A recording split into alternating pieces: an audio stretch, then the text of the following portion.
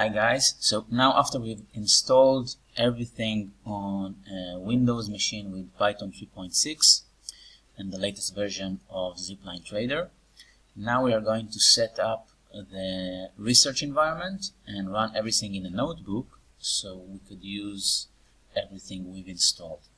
So let's go to the docs, the research and backtesting environment, and first thing that we need to do is to install Jupyter Notebook. So let's just copy that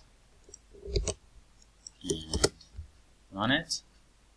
This is the same virtual environment we've used before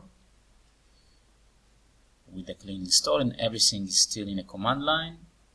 And let's see if we get everything working correctly. Let's pause and we're back. Let's run it. We can use a different port if we want to, and I will. So let's select the port. I don't know. Let's select.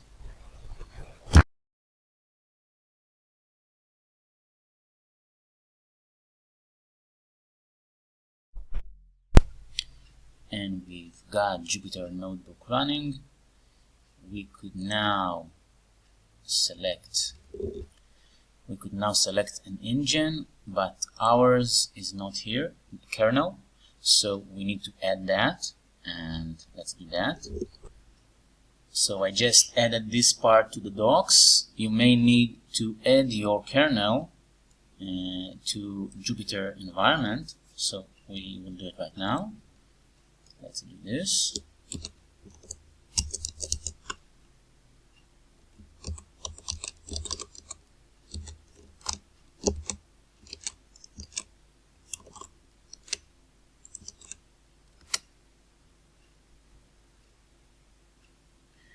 And let's add our zipline. Let's call it demo.